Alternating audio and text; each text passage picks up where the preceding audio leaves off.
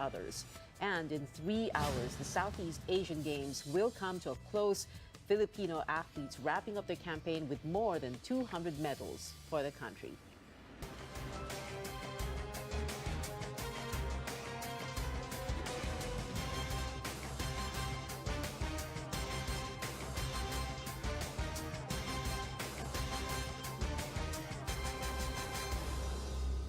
Lawmakers are set to perform their constitutional mandate. The Senate and House of Representatives will begin the canvassing of votes for President and Vice President tomorrow.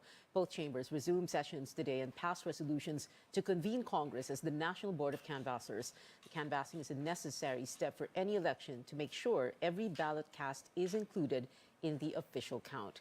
It is all systems go at the Batasang Pambansa in Quezon City, where the non-stop canvassing will take place.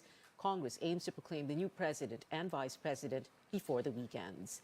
As our CNR Arcangel reports, a House official assures the public the speed of canvassing will not affect the accuracy in the counting of votes.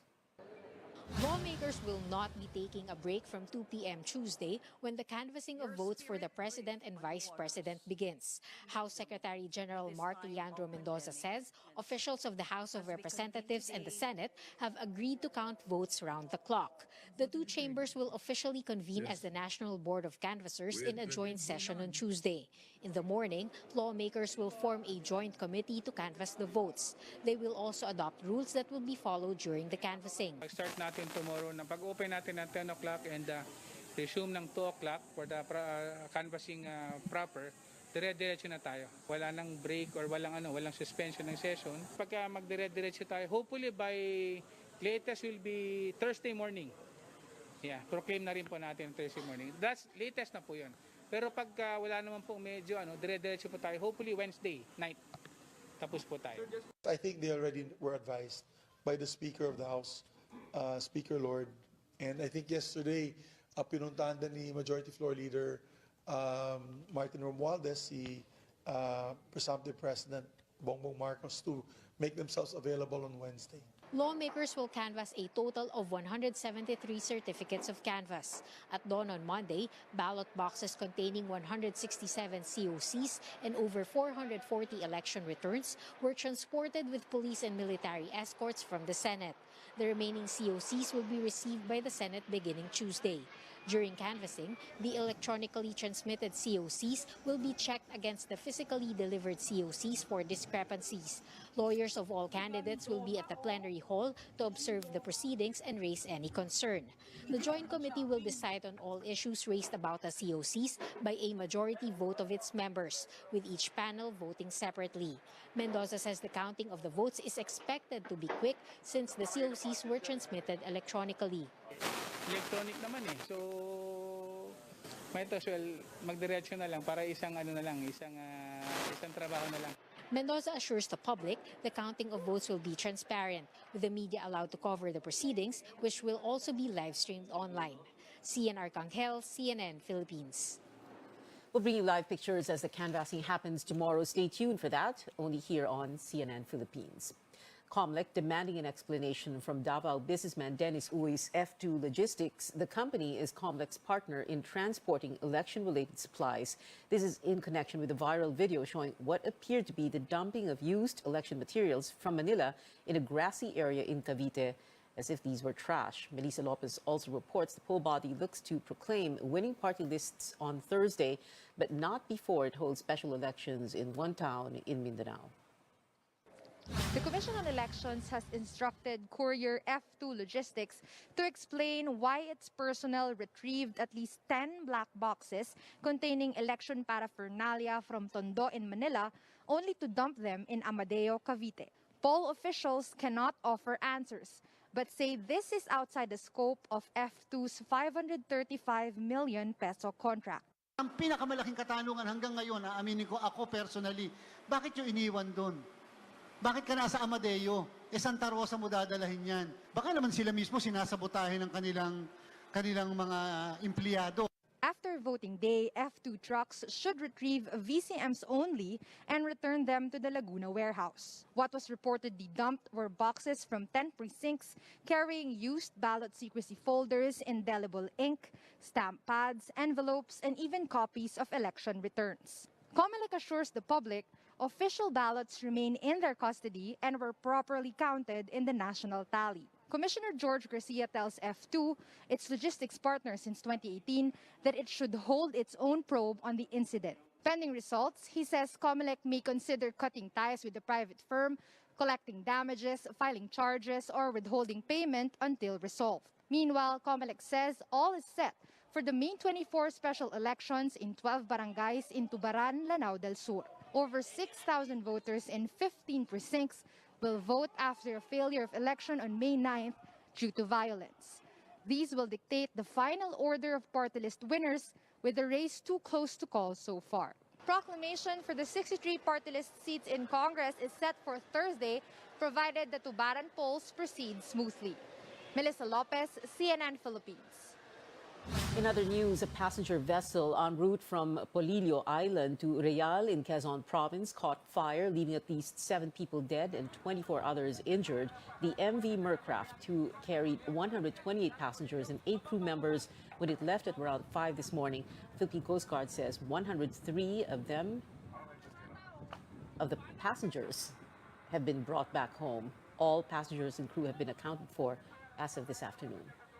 Coming up on Newsnight, presumptive President Bongbong Marcos announces more key appointments to his cabinet, while he also meets with ambassadors of some of the country's biggest trading partners.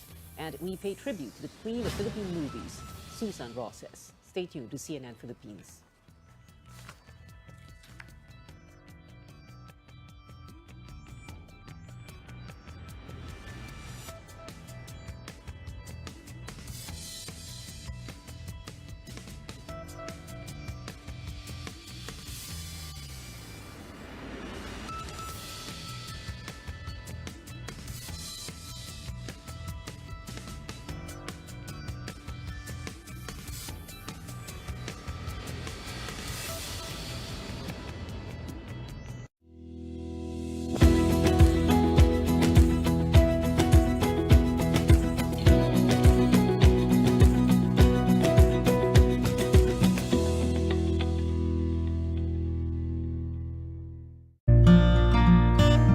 Ngayong pandemic, serving others is the best. Sa pagtutulungan, patuloy ang ating laban sa buhay. Kaya dapat always healthy. With proper diet, exercise, and MX3 coffee mix to ignite my day. Hi guys! Lagi akong focused, active, at extraordinary. Because the most important things in life deserve nothing less. MX3 coffee mix, my choice.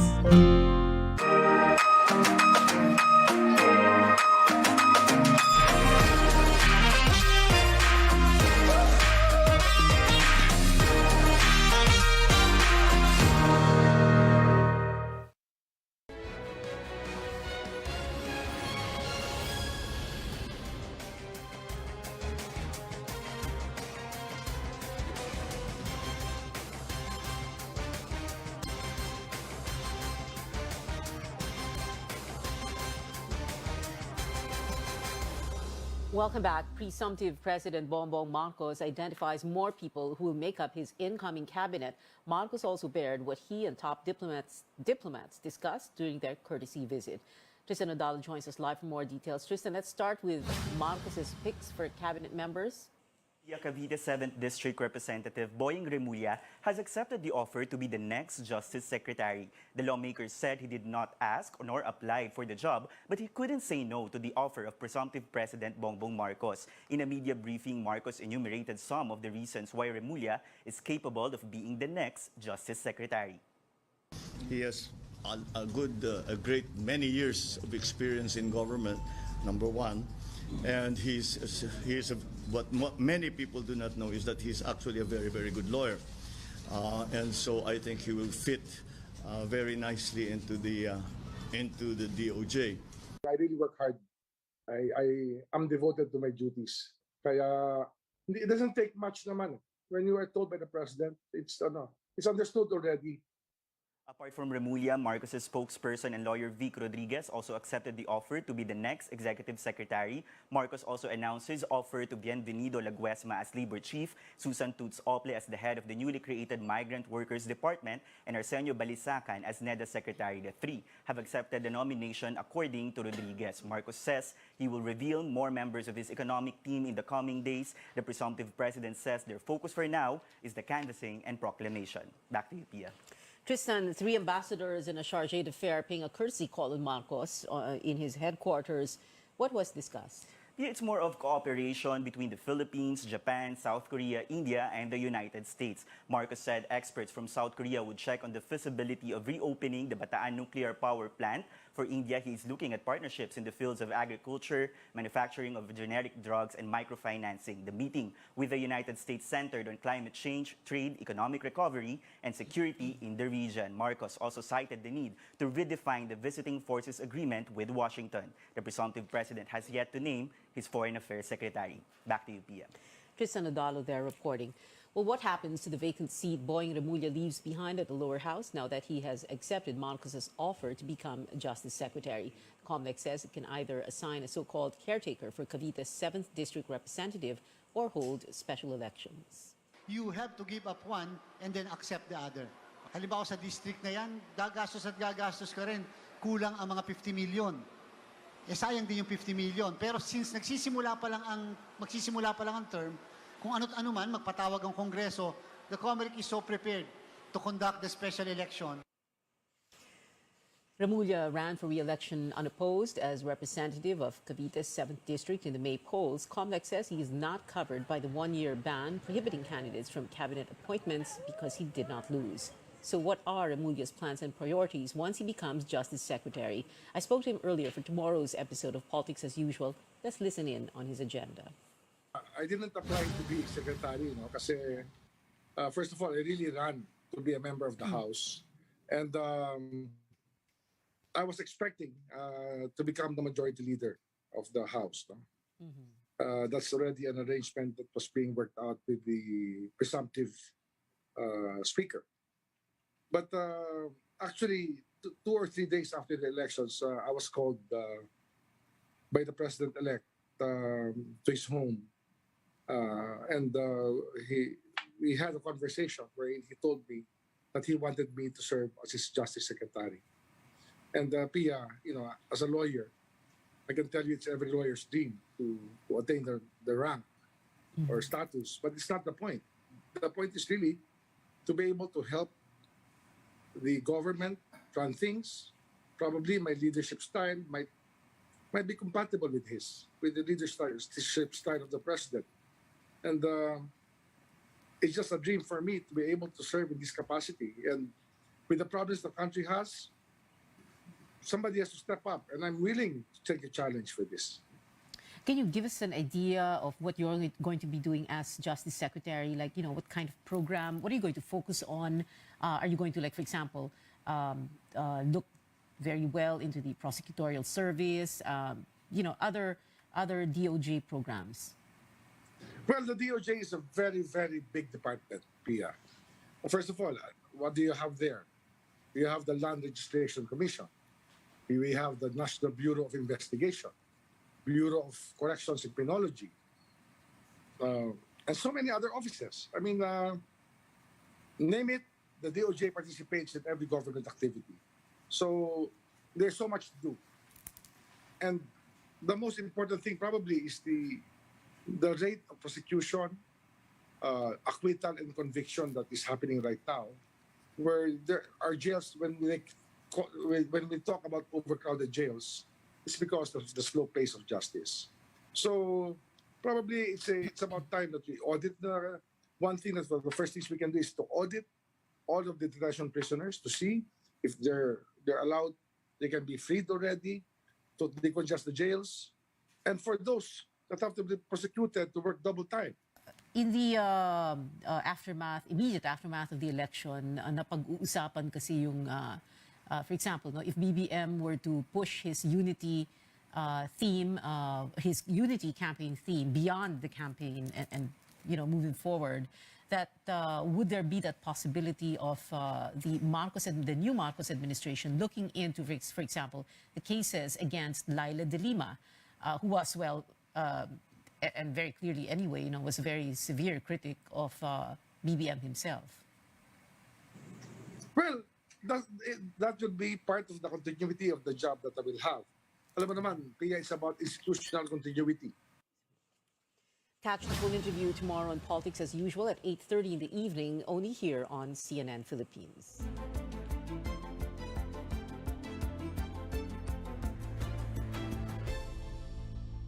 Health officials are finding the close contacts of the first BA.4 case in the country, an international traveler from the Middle East. But what is this subvariant and how different is it from the other offshoots of the Omicron variant? Kylin Bonkin reports. In a race between circulating variants of concern, Omicron infects people faster than Delta. But Omicron has even more transmissible offshoot.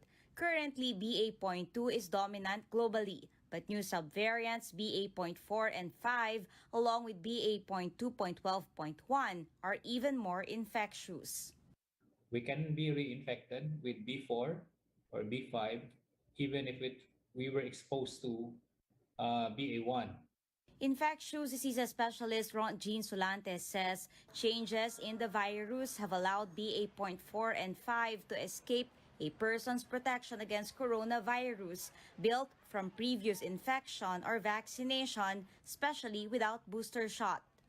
Especially for those who were given vaccines last year, particularly the primary vaccine series, there's no guarantee that it will protect us with this B4 and B5. The waning protection is faster with BA4. That's why the primary vaccine series is not enough. These caused yet another surge in COVID-19 cases in South Africa and Portugal, even after the Omicron BA.1 wave early this year. Just last week, the European Center for Disease Control and Prevention declared these as variants of concern. But when it comes to severity, the European CDC says Delta still causes the most serious COVID-19 infection. There's no evidence yet for BA.4 and 5. Dr. Solantes says health authorities should still be on the lookout if those reinfected have had booster shot. If those who were boosted already and yet acquired the infection, then there's a possibility that a second booster is in place for the general public. While data on variants keep changing, doctors remind the public to keep doing what has brought COVID-19 cases down, like proper masking, hand sanitizing, isolating when sick, and getting up to date with vaccines. Caroline Bonkin, CNN Philippines. The Health Department also tracking the local transmission of the Omicron subvariant BA.2.12.1. The weekly case tally rose to over 1,200 from May 16 to 22, almost 10% higher than the previous week. Now, as the COVID-19 pandemic drags on, more cases of a rare disease have been reported worldwide. The World Health Organization detects 92 confirmed cases and 28 suspected infections of monkeypox in 12 countries, including the United States. It says it expects more monkeypox cases in the coming days. The monkeypox virus is different from the virus that causes chickenpox. Initial symptoms include fever, chills, exhaustion, headaches, and muscle weakness. Monkeypox is spread through close contact with an infected person. U.S. President Joe Biden has raised the alarm at the rising monkeypox cases, although he said it was not as concerning as COVID-19. It is something that everybody should be concerned about. We're working on it hard to figure out what we do and what vaccine, if any, may be available for it. But it is a concern in the sense that if it were to spread, it's consequential. Biden made the remarks during his visit to Japan today, where he also unveiled an economic plan countering China.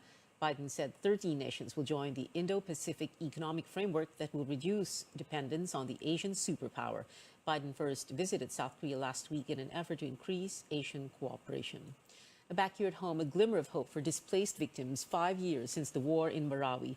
Maranao leaders hailed the passage of a law that will help them recover properties they lost. But as George Quiles reports, residents are no longer expecting too much.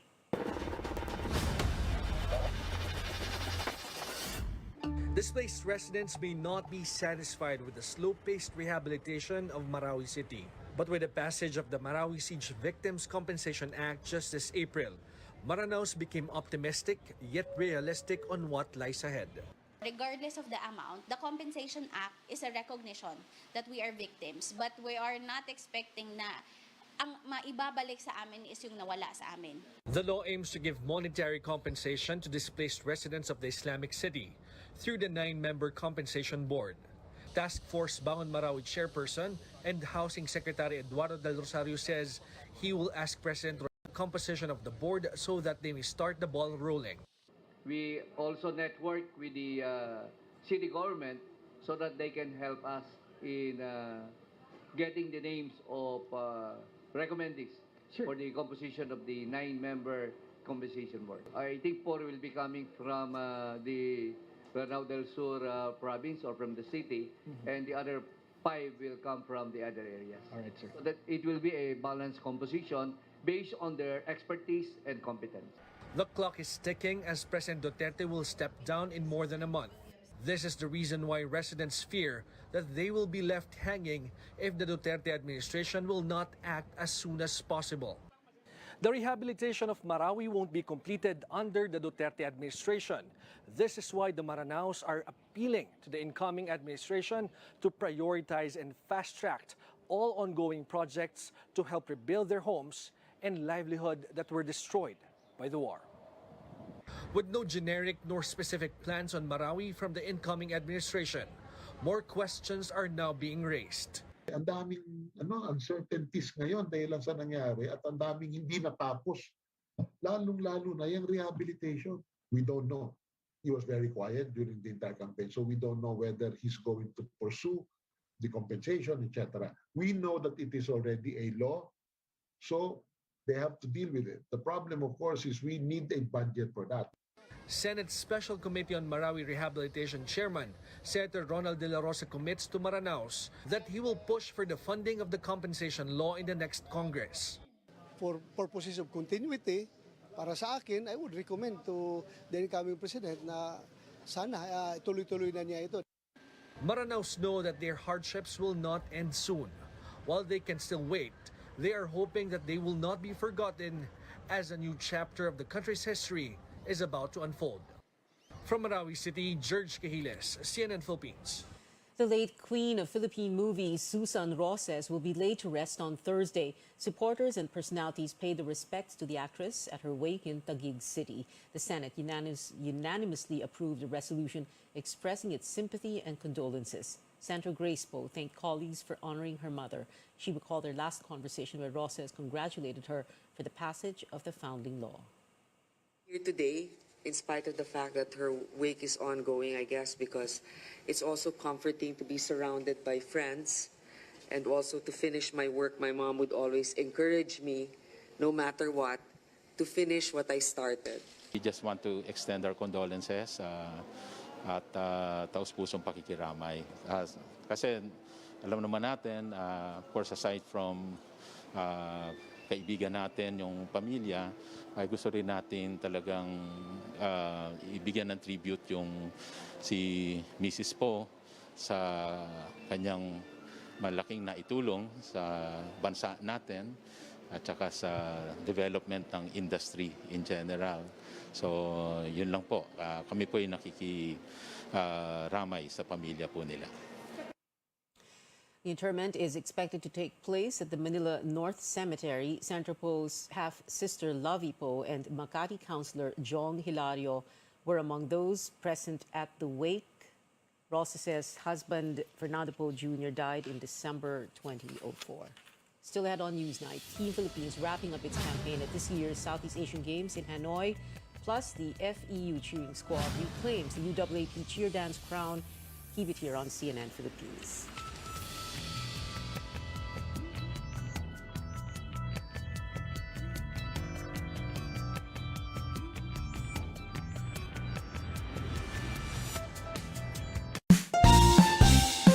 Fried chicken?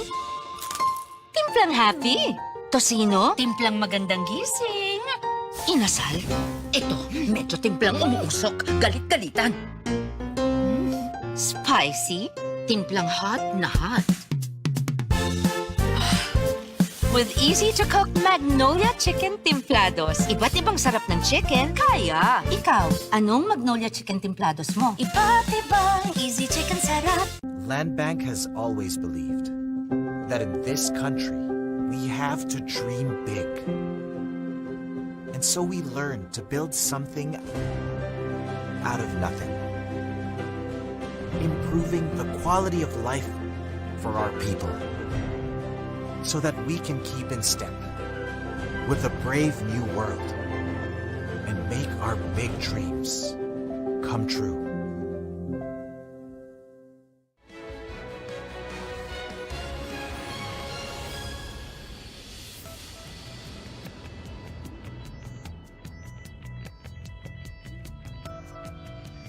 You're watching Newsnight on CNN Philippines. After over a decade, the FEU cheering squad reclaims the UAAP cheer dance crown. The squad won Sunday's event at the Mall of Asia Arena with a rock and roll routine set to songs by Queen. The previous back-to-back winner, the NU Pep squad, slipped to second runner-up, while Adamson came in as first runner-up. FEU last nabbed the title in 2009. The competition has become the talk of the internet, topping Twitter's trending list until today. Fans congratulated the new title holders using the hashtag #WeWillRockFEU.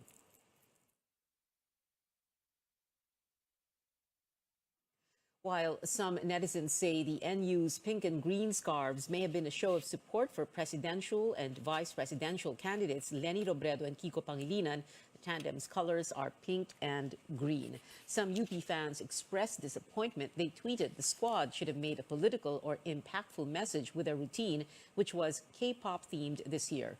UP notably used past performances to champion gender equality and support student athletes. Other posts commended all three podium finishers, FEU, Adamson, and NU, for their dazzling performances. The schools have dominated the past three cheer dance competitions, consistently placing at least third since 2018. Now, moving on to the NCAA, the Letran Knights are back-to-back champions. The team defeated the Mapua Cardinals 75-65 in Game 2 of the finals yesterday. MVP and Rookie of the Year Renz Abando led Letran with 14 points and 12 rebounds. And over in Vietnam, Team Philippines ending its Southeast Asian Games campaign at 4th place overall. That is with 226 medals, 52 gold, 70 silver, and 104 bronzes. Host country Vietnam topped the regional meet with 446 medals under its belt. Thailand and Indonesia were at 2nd and 3rd place, respectively. But before the Philippines capped off its run, the boxing team scored 3 gold medals, courtesy of Olympian Yumir Marshall, Ian Clark Bautista, and Rogen Ladon. The Gilas women also bagged gold despite finishing with a 4-1 record identical to Indonesia. The Philippines holds the head-to-head advantage after beating Indonesia in their last matchup last May 16. But in men's basketball, Indonesia dethroned Gilas Pilipinas for the title, winning the final game 85-81. Gilas settled for silver, marking the first time in 33 years that the team is not taking gold. The SEA Games closing ceremony is set for 9 p.m. Philippine time at the Dinh Indoor Catholic Athletics Arena in Vietnam. And that is it for now. Join me again on News.ph at 7 p.m. I'm Pia Honteveros for Newsnight, where we go above and beyond headlines.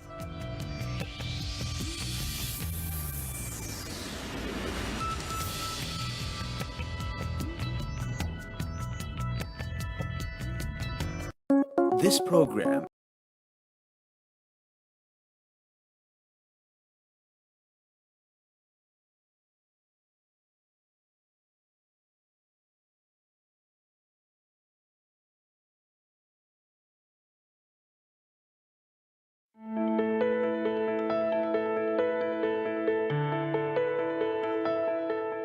There's a popular saying that goes, confidence is the most powerful thing that you can wear. When you feel good about your abilities, trust your own judgment and accept who you are. You can be your happiest and healthiest self. But self-confidence is something we all can use a little help with. On the program today, we'll talk more about the impact it can have in our lives and practical as well as effective tips in order to boost boost someone's self-confidence. I'm Dr. Freddy Gomez, and welcome to Mental Health Talk on CNN Philippines.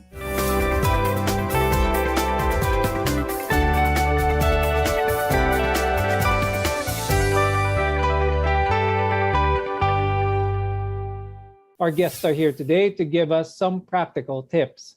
With us is Luis Angelo Villaruel. He's a psychologist at Kitsugi Sai and Dementia Society of the Philippines. Also with us is Matt Doming, who is a psychologist and life coach from M-Psych Services. Self-confidence can significantly improve someone's life, but it's not to be confused with that of arrogance. I'll start the discussion with Luis. Could you tell us what exactly is the definition of being self-confident? Self-confidence is the belief in oneself or the ability to engage adequately with challenges. Appropriate self-confidence requires a realistic sense of feeling secure in one's capabilities. We all need some help in developing this because actually self-confidence is not something we're born with innately. It's something that we develop for ourselves, and it's something that's highly connected with self-esteem, which is the valuation of our own worth. Now, Luis, let's talk about what goes on in the body of someone physiologically, the brain chemicals involved whenever someone has that good self-confidence. Could you talk a little bit more about that? Self-confidence is related mostly to two neurotransmitters, namely dopamine and serotonin. So, as we know, serotonin is the happy hormone. And studies show that high serotonin activity is positively correlated with less anxiety and more confidence. So it's more about how serotonin actually boosts and gives us a greater feeling of confidence. For dopamine, this is more to feel more pleasure. Coach Matt, when it comes to self-confidence, how exactly can having self-confidence improve someone? It involves about being true to yourself. Being honest with what you feel, how your attitude in life. No, it has something to do with knowing your strengths and weaknesses. So in that case, you know where you are good at and where you are not good at. So kumbaga, it's both knowing your talents and skills and at the same time your personal limitation. It may be often overlap, self-confidence and self-esteem. Pareho lang ba itong dalawa, or is there a difference between self-esteem and self-confidence? They are really very much interrelated. And I really think that self-confidence is the effect of how we value ourselves, which is in that case called self-esteem. Self-confidence is believe sa sarili. Like you're confident that you can do this thing or cannot do this thing. But self-esteem has something to do with how much you value yourself. Do you see yourself in a high value or low value? And it has something to do with different experiences that we had in our life. So the better self-esteem, the higher your self-esteem, mataas ang pagpapahalaga sa sarili, then it follows that your self-confidence is also high. What about the lack of thereof? How does this negatively impact not just relationship, society, but also the mental well-being of someone? Those kasi that have low self-confidence typically believe they can't do things. They believe that they're always going to make mistakes, and they define themselves by those mistakes and their flaws. They believe that they have little or no control over the situation, and this causes them to have all sorts of problems. The thing is, this low self-confidence could be coming from insecurities that they might have that they are not able to deal with on their own. And it could cause a myriad of problems physically and psychologically. So for example, the first problem that they could be experiencing is oversleeping. Because tayo naman, pagka na-overwhelmed tayo, di ba? Minsan natutulog na lang tayo para we get to rest and rejuvenate. However, worst case scenario for someone with low confidence is baka mag-spiral sila in a way na, sige, matutulog muna ako. Then pagising, they still believe that they can't handle the task, pero may madadagdag na task ulit. And then matutulog and repeat, and it gets harder and harder for them to break that cycle. Is it possible that someone has gone through most of their life with having low self-confidence, pero hindi nila actually nare-realize ito? There is one thing that we are really bad at, no? For most of us, and that is knowing ourselves. And sometimes we are not even familiar about the things that we need to improve in ourselves, which includes having low self-confidence. And when we talk about having low self-confidence, it has something to do with our experiences in life, especially when we were kids, when we were growing up. Maybe we had experiences with people criticizing us more than praising us, or maybe for some people hindi talaga na-experience yung ma-praise yung lagi na lang silang napupuna. And at some point they live through life, nakasanayan nila na I'm shy, I don't really interact with people that well, I don't believe in myself. And for some of them, they think that that's normal. And we know for sure that we are alive, we can still develop ourselves. And we need to develop ourselves. That's why we have, therapy, we have life coaching and all those things to improve ourselves. But of course, for some people, they are not aware that these things really needs improvement. Now, a lack of self-confidence brings about negativity as well as doubt, and this can impact our physical health. More on this when we return. We're your partner in healthcare. You're watching MedTalk Health Talk.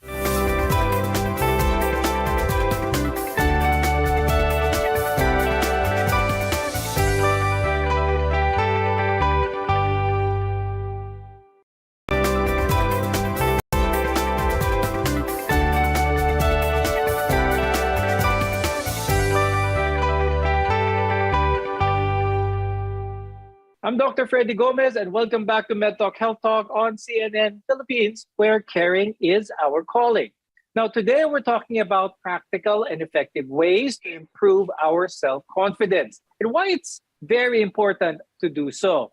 Now, many people do struggle with low self-confidence. Luis, when do we know that low self-confidence is a cause for concern? And what are some of the mental illnesses that may arise? It can go unnoticed to that person kasi, because they've kind of built a life now, especially when you've reached adulthood na, you've kind of developed all these coping mechanisms, all of these strategies to try to continue to live your life without necessarily dealing with those insecurities. So sometimes in relationships, it could come out, no? It could become a dependent nature because those with low self-confidence don't really value yung sa sarili nila, no? Low self-confidence and low self-esteem. They don't value their own worth. They don't value themselves. So they have to look for someone to attach to, and that could cause them to be dependent to that partner. No? Sometimes this also bleeds into the lack of self-care, no? Not establishing boundaries for oneself. Yung parating nag-yes lang ng yes dahil kasi natatakot sila na if they reject a friend or if they say no to someone, baka hindi na sila aayain ulit and they'll be left alone, which is what they don't want to be, no? Because they cannot, they have this difficulty of being alone. In our everyday life, we come across challenges and obstacles. And even if we take them on confidently, we may fail at those things. Now, failure is a part of life, but it can affect our mental state. Coach Matt, when it comes to dealing with failure, dealing with situations, how could we manage situations like this and still remain confident? If we remain realistic, mistakes and failures are part of success. And most likely, having true self-confidence, no? Ang sabi natin kanina, it's not just about knowing about your strengths. It's also knowing about your personal limitations. That human as we are not perfect. We are really bound to commit mistakes. And in order for us to really develop self-confidence, true self-confidence, we need to acknowledge those personal limitations. And ang pinakauna dyan is tanggapin natin na tao lang tayo, nagkakamali. What's your advice for people who are really having a hard time accepting failure? Not just failure, but rejection, for that matter, Coach Matt. It would be very extremely difficult for some, especially kapag merong mga social anxiety, no? Especially kapag merong mga mental disorders, that would really be very hard. And it's not just as easy as telling them, just tanggapin mo na yan at bumangon ka na, no? Just move on. And it's really hard. Sometimes it would be helpful to grieve on the process. Like, for example, you fail in a board exam. It's not easy, especially if your family is expecting too much of you. Sometimes you need to grieve, you need to cry over it. No, if you have a friend, if may mga kaibigan kang handang makinig sa'yo, tell them about how hurtful that experience was, no? And because grieving about the negative experiences in our life, especially those that really pull down our self-confidence will really help, because it would be, it would release the negative emotions connected to those situations. And if negative emotions is not there, it would be easier for us to be rational. Luis, what can you say about that advice? We have to identify our emotions and be rational. But what about those whenever they feel that trigger? Sort of, kumbaga, shut down ang pinag-uusapan doon, where all form of reason is lost. What kind of tips can you give the loved ones of people like that, or even that person themselves? So whether that be family, that be friends, a significant other, basta social support niya, what they can mostly that they can only do at some points kasi is to continuously offer their support. Most of the time kasi nire-reject na ng tao outright. Siguro for the first few times, yung offering of the support, pero that constant presence kasi can be reassuring to the individual who's going through all of these things, no?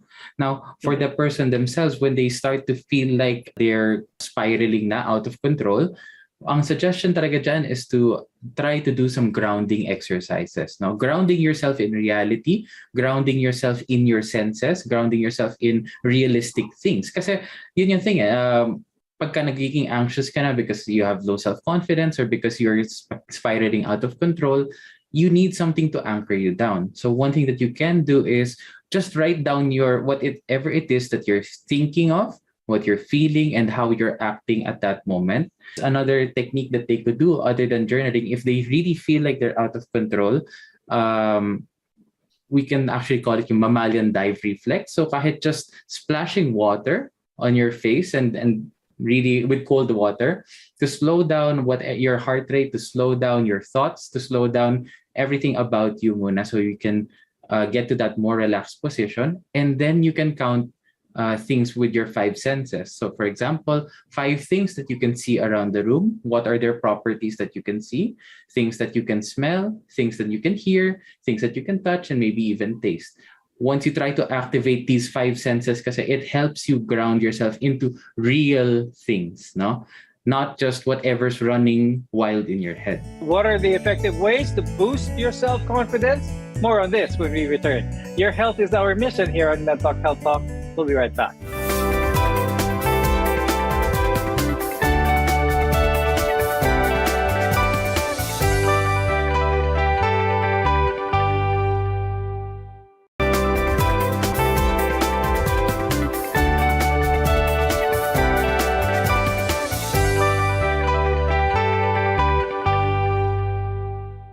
I'm Dr. Freddy Gomez, and welcome back to MedTalk Health Talk here on CNN Philippines.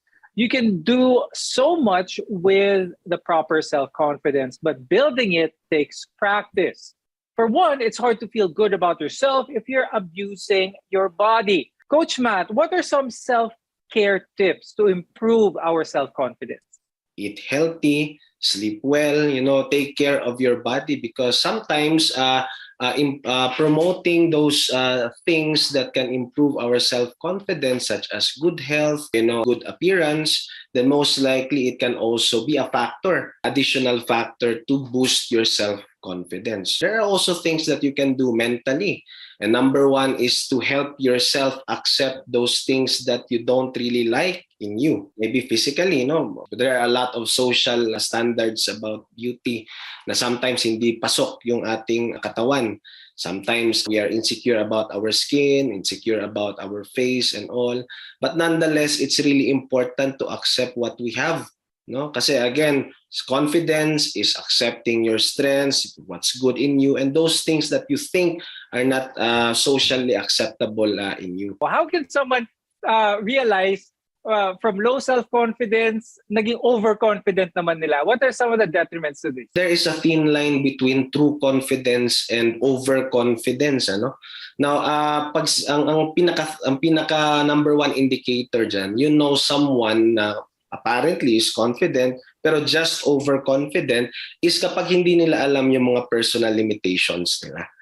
So kumbaga, parang sa sobrang taas ng pag-value nila sa sarili, hindi na nakikita na yung ibang tao may halaga din.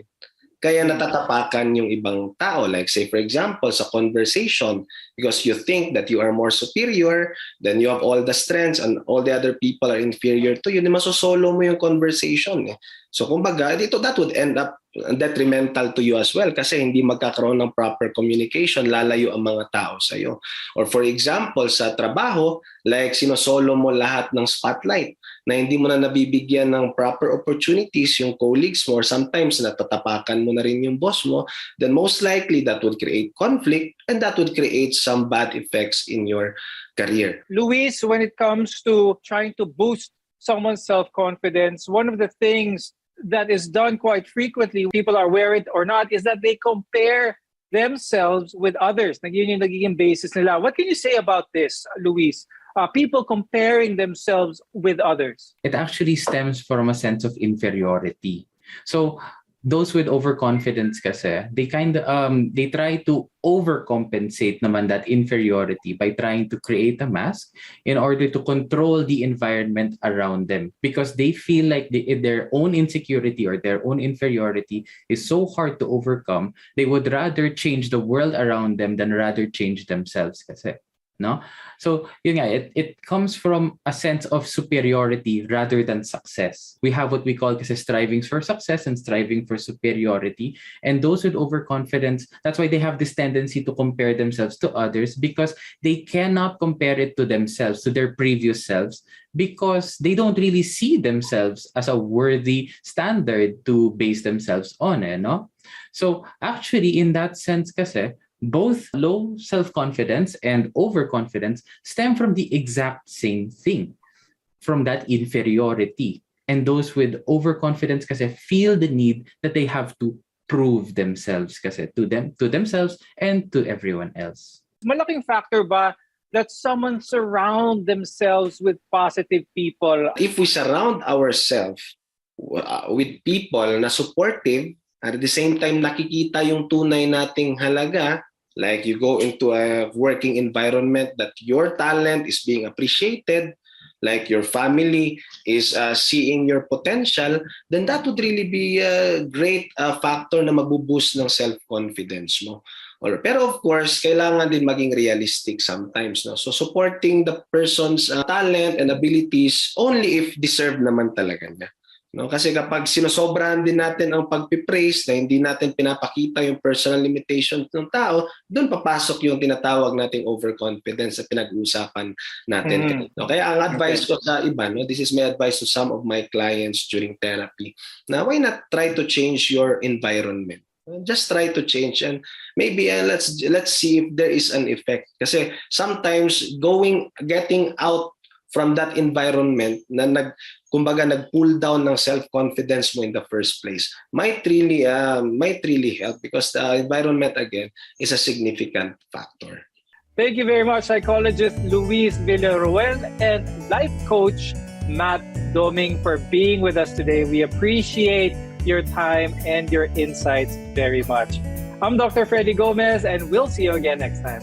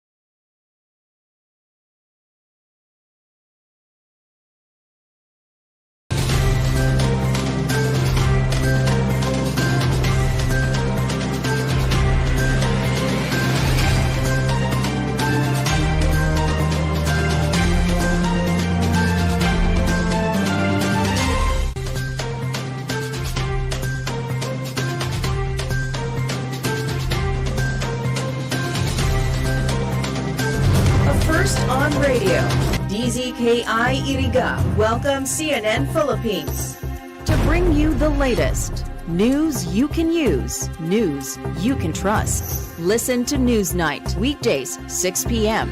We now go above and beyond the headlines. Followed by Med Talk, Health Talk. We'll talk about how to keep ourselves healthy during the pandemic. Politics as usual. In this country, not everything really goes according to plan, and politics is, as usual, up close and more. Catch CNN Philippines Hour on DZKI-IRIGA. Weekdays, 6 to 7 p.m. Kumakalat breaking tweet ni at hindi ito scam. All caps, gamot sa cancer? Question mark. Miracle Tea exclamation. Mapa stage 1, stage 2, stage 100. First 100 emoji to DM will be healed with good hair. Huwag paloko, mag-fact check muna. Ang totoong balita, tunog tama, dapat tama. Isang paalaala mula sa KBP at ng istasyong ito. Click number 2. Order now. Arrow down. Arrow down.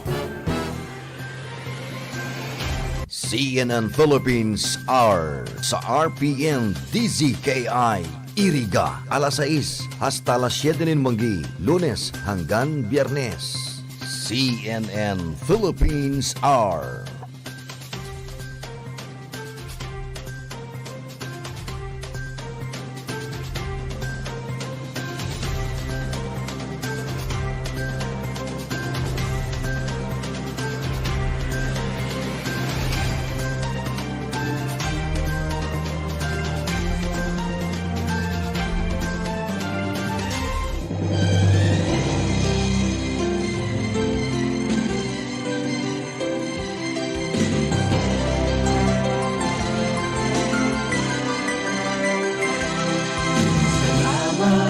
Salamat, hindi malilimutan ating pinagdaanan, ating pinagsamahan sa hirap at ginhawa, sa lungkot at saya. Salamat, salamat, salamat sa RPN. Noong simula pa lamang, kayo ang naging magulang. Sa aking bawat hakbang, turo nyo'y tamang daan. Sa aking mga pagsubok, kayo'y laging tumutok. Kayo na ang laging kapay, hanggang sa magtagumpay. Salamat, salamat, hindi malilimutan. Gintong alaala ng ating pagsasama, sa hirap at ginhawa, sa lungkot at saya. Salamat, salamat, salamat sa RPN.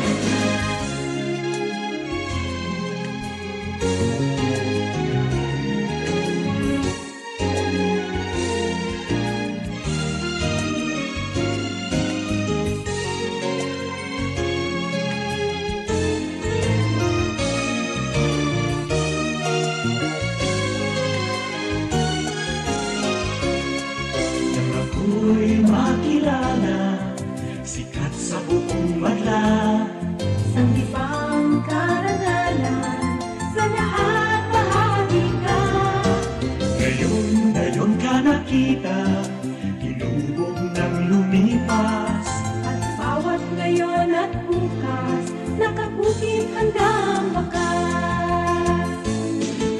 Salamat, salamat, salamat sa pagkakataon na makapiling, makabalikan, maging bahagi ng mundo.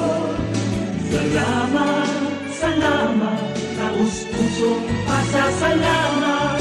Salamat, salamat, salamat sa RPN.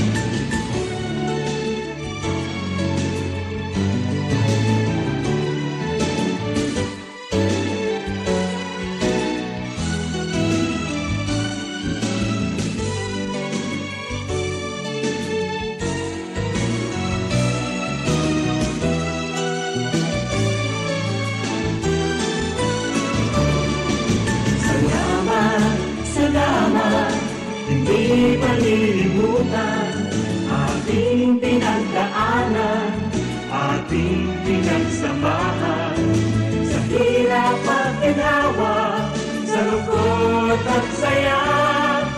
Salamat, salamat, salamat sa RPN.